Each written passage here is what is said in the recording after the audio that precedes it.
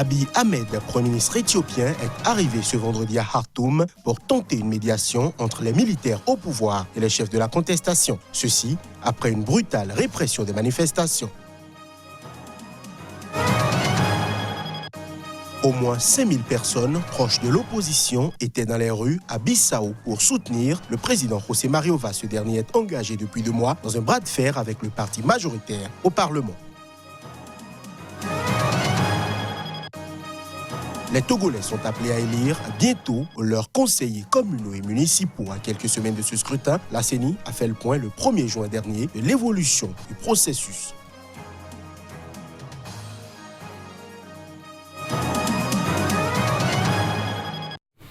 Bonsoir et bienvenue au menu de cette édition. Le Premier ministre éthiopien Abiy Ahmed est arrivé ce vendredi à Khartoum pour tenter une médiation entre les militaires au pouvoir et les chefs de la contestation. Ceci après la brutale répression des manifestations qui a suscité des condamnations internationales. Abiy Ahmed, arrivé à l'aéroport de Khartoum ce vendredi, rencontre les dirigeants du conseil militaire qui a pris le pouvoir après le renversement du président Omar el-Béchi, avant une réunion avec des leaders de la contestation. Nous avons reçu une invitation de l'ambassade d'Éthiopie à rencontrer le Premier ministre éthiopien et nous y allons, a déclaré un chef de la contestation. Lundi, les forces de sécurité ont dispersé par la force un sit-in de manifestants devant le siège de l'armée à Khartoum et ont ensuite réprimé toute autre manifestation. Au moins 113 personnes sont mortes dans cette répression, la grande majorité au sit-in de Khartoum, selon un dernier bilan des médecins proches de la contestation. Le gouvernement a fait état de 61 morts. Le secrétaire général de l'ONU, l'Union africaine, l'Union européenne et les États-Unis ont condamné ces violences. Quant aux chefs de la contestation, ils ont annoncé leur refus de toute négociation avec les militaires. Le chef de l'État par intérim en Algérie, Abdelkader Ben Salah, a appelé ce jeudi l'ensemble de la classe politique au dialogue afin d'arriver à un consensus autour de l'organisation de l'élection présidentielle. C'était à la veille de nouvelles manifestations contre le régime.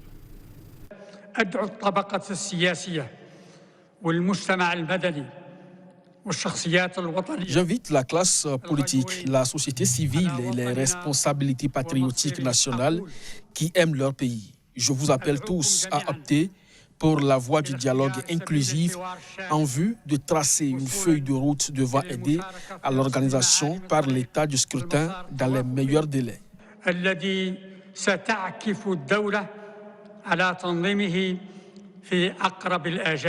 Ce discours intervient à la veille du 16e vendredi consécutif de contestation, le premier depuis l'annulation par le Conseil constitutionnel de la présidentielle du 4 juillet.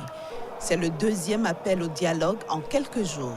Fin mai, le chef d'état-major de l'armée, le général Ahmed Gaïd Salah, avait prôné un dialogue et des concessions mutuelles tout en continuant d'exiger une présidentielle dans les plus brefs délais et en exclure toute période de transition aux conséquences incertaines. Vendredi dernier, les manifestants qui étaient descendus en masse dans la rue avaient rejeté l'offre de dialogue avec le gang et le pouvoir. Depuis sa prestation de serment, c'est la 3e fois que Ben Salah s'adresse au peuple. Dans le même laps de temps, le général Ahmed Gaïd Salah, devenu le véritable détenteur du pouvoir depuis le départ du président déchu Abdelaziz Bouteflika, s'est exprimé plus d'une dizaine de fois.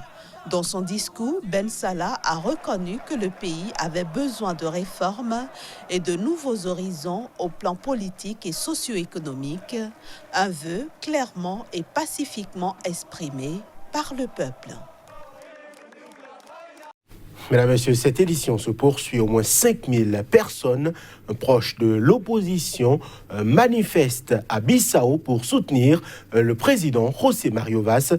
Ce dernier est engagé depuis 2 mois dans un bras de fer avec le parti majoritaire au Parlement sur la composition du bureau de l'Assemblée nationale, préalable à la nomination d'un nouveau Premier ministre. Image et son.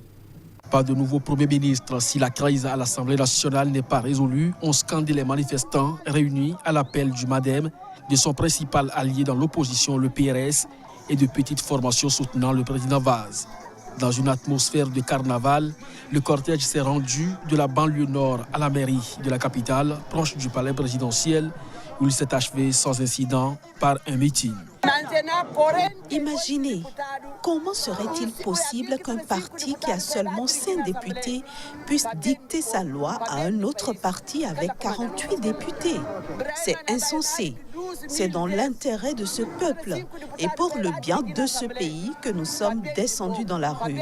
Nous ferons revenir le nom de Brahma, s'il le faut, 2000 fois comme candidat au poste de deuxième vice-président de l'Assemblée. Le second parti qui a le plus de voix, c'est le MADEM. Et si le MADEM a choisi Brahima Camara, un de ses dirigeants, c'est parce que ça doit être Brahima. Pourquoi refuse-t-il que le nom de Brahima revienne? C'est parce qu'il y a quelque chose qui cloche. Malgré le bon déroulement des législatives du 10 mars, remporté par le Parti africain pour l'indépendance de la Guinée et du Cap-Vert, le PAIGC, le petit pays lusophone d'Afrique de l'Ouest peine à sortir de la crise politique qu'il traverse depuis le limogeage en août 2015 par le président Vaz de Domingo Simões Pereira, chef du PAIGC, alors Premier ministre. Depuis la reprise des travaux parlementaires le 18 avril, les débats achoppent sur le poste de deuxième vice-président de l'Assemblée nationale, revendiqué par le MADEM, formé par des députés frondeurs du PAIGC pour un de ses dirigeants, Brahima Camara, mais rejeté par le PAIGC. Vaz, lui-même en fin de mandat, a laissé entendre qu'il ne comptait pas nommer Pereira Premier ministre tant qu'un bureau consensuel ne serait pas formé au sein du Parlement. Je l'annonçais en titre, les Togolais sont appelés à élire leurs conseils communaux et municipaux pour des élections locales qui auront lieu le 30 juin prochain. À quelques semaines de ce scrutin, les listes électorales sont affichées dans les bureaux de recensement et de vote sur toute l'étendue du territoire national. Bien avant, le président de la Commission électorale nationale indépendante CENI a fait le point le 1er juin dernier de l'évolution du processus. Suivez cet élément de Ferdinand Gadé, notre correspondant à Lomé. 30 ans après, le Togo s'apprête à organiser les premières élections locales de l'ère du président Faure Gnassingbé le 30 juin prochain. Les préparatifs vont bon train. Le 1er juin dernier, le président de la Commission électorale nationale indépendante CENI a fait le point de l'évolution du processus. Selon Tchambago Ayasso, la révision de la liste électorale qui a lieu du 16 au 19 mai dernier a permis d'enrôler 335 610 personnes, portant ainsi à plus de 3 400 000 le nombre d'inscrits devant élire 1527 conseillers communaux pour 117 communes parmi les 11 447 candidatures en lice pour ces élections locales. Mercredi, c'est l'affichage des listes électorales dans les centres de recensement et de vote sur toute l'étendue du territoire togolais selon un communiqué de la CENI rendu public ce 4 juin. Ces affichages qui interviennent à 25 jours avant le scrutin permettront aux citoyens togolais en âge de voter et ayant inscrit leur nom dans les registres électoraux de faire d'éventuelles réclamations après vérification de leur identité. Suivons à présent la revue de presse Afrique, l'essentiel de l'actualité paru dans les colonnes des canards sur le continent.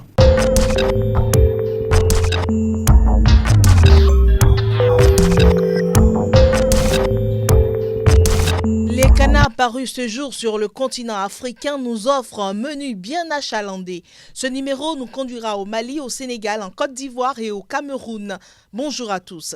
Le quotidien Le Sursaut nous ouvre la porte de la Côte d'Ivoire avec pour titre « Le juriste analyste politique Geoffroy Julien Kwao déshabille le processus électoral ivoirien.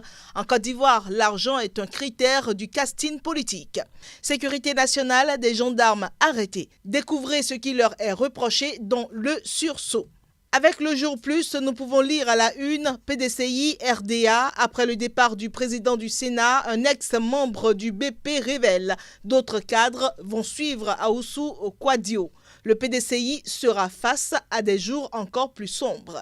Quant au nouveau réveil, à sa première page s'affiche Guy Kawe, des vérités très amères, jamais dites, Bédié présidentiable en 2020.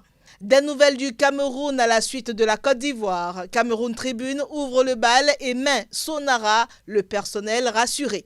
À l'économie de proposer hydrocarbures, l'avenir des populations riveraines de la Sonara préoccupe.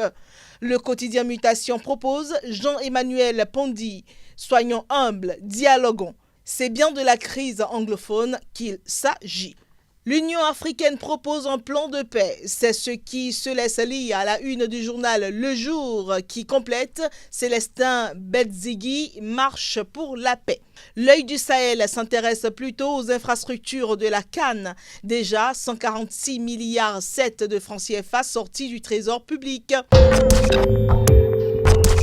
Le Cameroun cède sa place au Sénégal par le biais de Sud Quotidien à la une duquel se laisse lire soupçons de corruption dans les contrats pétroliers et gaziers, la LSDH et la RADDHO en scène. À l'enquête d'écrire tel quel Aliou Sall, l'envers du frère.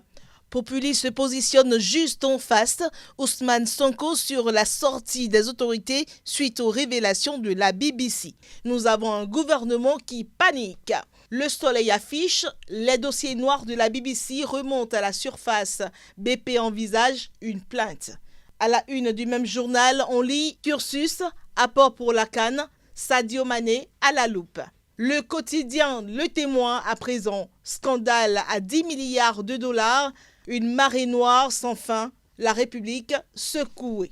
Et Sidouaya est au rendez-vous évidemment. BPC 2019, le ministre Ouaro galvanise les candidats. Le pays aussi se penche sur les examens scolaires et précise 304 096 candidats à l'assaut du BPC.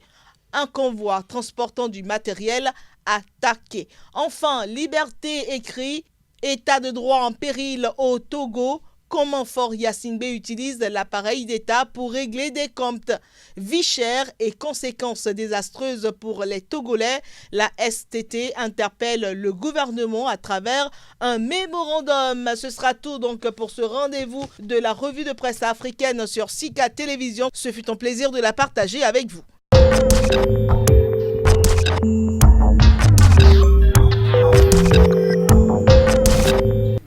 Et voilà qui met un terme à cette édition. Merci de l'avoir suivi. À très bientôt pour notre point de l'actualité. D'ici là, portez-vous bien.